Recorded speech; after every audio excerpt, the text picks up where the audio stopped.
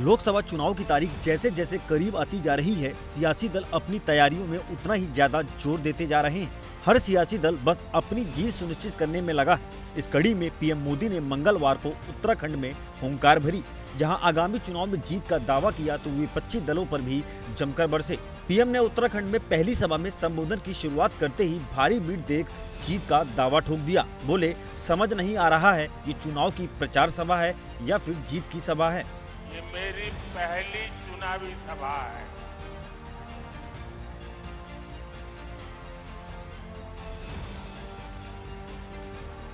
अब मैं तय नहीं कर पा रहा हूं ये प्रचार सभा है कि विजय सभा है। इसी दौरान अचानक से भीड़ में एक शख्स पर पीएम मोदी की नजर पड़ी, जो उनकी और उनके माता की फोटो लेकर पहुंचा था। तो पीएम मोदी ने शख्स से फोटो नीचे करने का आग्रह किया और उस फोटो के लिए शख्स का आभार जताया। ये जो सज्जन बहुत बढ़िया चित्र बना के लाए हैं, मेरी माता जी का भी चित्र लाए हैं, मैं आपका बहुत आभारी हूं।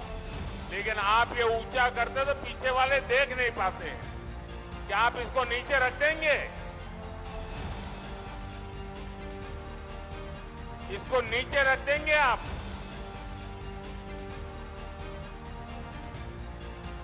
आपने मेरी बात मान ली, इसलिए मैं आपका हृदय से आभार व्यक्त करता हूं। पीएम मोदी ने आगे अपने संबोधन में विपक्ष की सरकार पर निशाना साधते हुए तंज कसा। कहा, हमारी सरकार ने जो भी कार्य 10 सालों में किए वो तो सिर्फ अभी टेलर है, आगे आगे देखिए क्या क्या होता है। ये जो 10 साल में हुआ है ना, पहले वालों से बहुत ज्यादा हुआ है। हर कोई मानता है, लेकिन मोदी नहीं मानता है। मोदी तो कहता है ये 10 साल में जो विकास हुआ है ना, वो तो सिर्फ ट्रेलर है, ट्रेलर।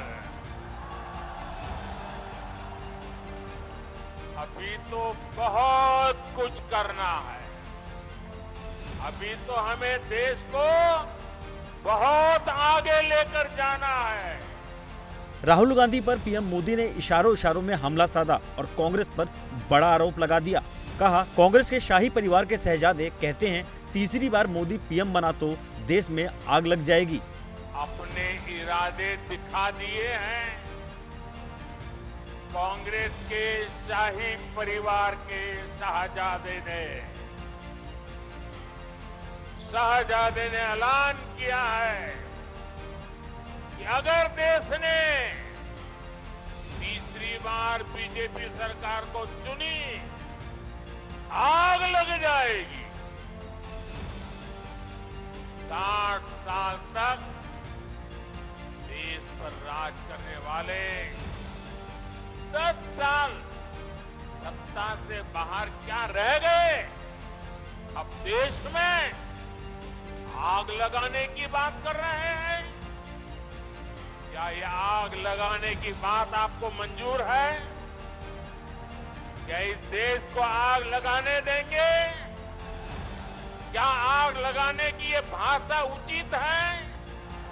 क्या ये आग लगाने वाली भाषा लोकतंत्र की भाषा है?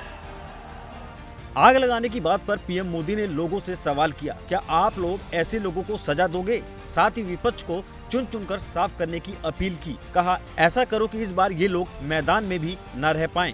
ऐसे लोगों को सजा करोगे? पक्की सजा करोगे?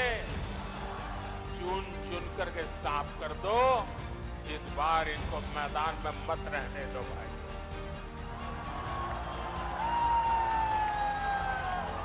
आगे पीएम मोदी ने कांग्रेस को फिर आड़े हाथों लिया और इमरजेंसी लगाने के फैसले पर निंदा की। कहा, ये लोग भारत के लोगों को भड़काने का काम कर रहे हैं। ये लोग देश के टुकड़े टुकड़े करना चाहते हैं। ऐसे लोगों को तो सजा मिलनी ही चाहिए। वो जनादेश के विरुद्ध लोगों को भड़काने में जुट गई। साथियों, कांग्रेस भारत को अस्थिरता की तरफ ले जाना चाहती, अराजकता में झोंकना चाहती। कर्नाटका में कांग्रेस के एक बड़े नेता ने दक्षिण भारत को देश से अलग करने की बात कही, दो टुकड़े करने की बात कही।